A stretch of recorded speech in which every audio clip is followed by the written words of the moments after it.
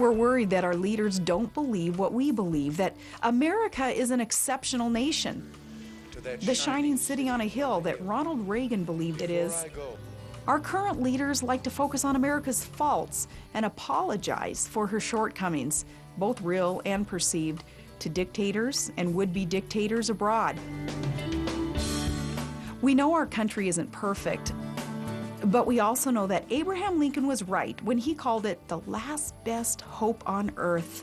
And will, to the best of my ability, preserve... We want leaders who share this fundamental belief. We deserve such leaders. These are the concerns of Tea Party Americans and anyone else who understands how dangerous it is to erode our Constitution's foundational principles.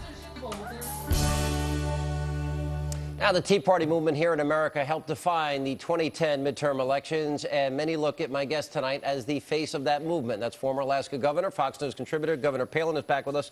You know, I was interested, in your book, you had some very interesting comments. You said, I don't think it's an accident that opponents of this new American awakening so often accuse Tea Parties and others of being racist. It's a guaranteed conversation stopper, you said. I want you to expand on that a little. Yep.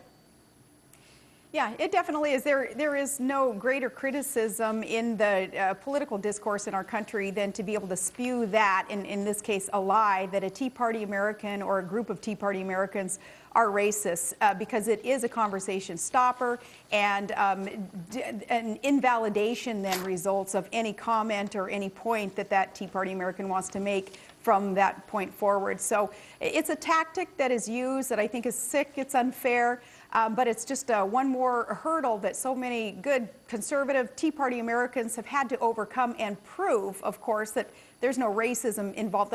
What the heck is racist about questioning our president, his policies that result in incurring debt and making our country more beholden to foreign nations and less independent when it comes to energy and national security issues that leave us scratching our heads, has nothing to do with his skin tone. It has to do with his naivete. It has to do with his fundamental transformation desire of our great country, nothing to do with skin tone. And yet, the critics want to turn that around and gin up this controversy of racism so that the points made by Tea Party Americans will not be heard. Governor, you've been attacked about as much as any political figure that I have followed in my entire life, which is, you know, I'm a political junkie. I love this.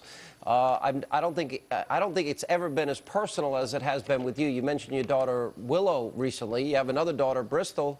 She's involved in Dancing in the Stars, and I'll get into some of what you talk about this a lot in the book. But you know, they're coming up with a conspiracy that your daughter, you know, is winning because the Tea Party is doing this. You have that criticism on the one hand. You have, you know, Spencer Bacchus accusing you of having cost the Republicans the Senate on the other hand.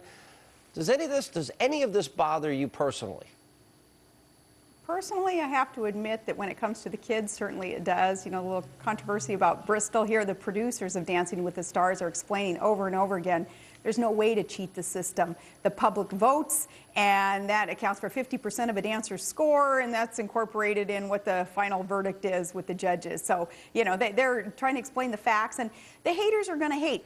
Bristol has said it best. Bristol has said, Mom, it doesn't matter what we do, we're going to get criticized anyway, so we might as well dance. For me, it's, you're right, honey, we might as well dance and fly and soar and serve and speak about issues that are important to this country. We might as well do it, and we'll take that criticism because we know that at the end of the day, truly being committed to a cause is worth it.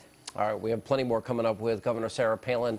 Facing the Mama Grizzlies, Governor Palin on why the pink elephants are still a force to be reckoned with.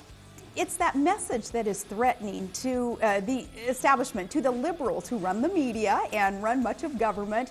They don't want most Americans to be reminded of the time-tested truths that are the foundation of this most exceptional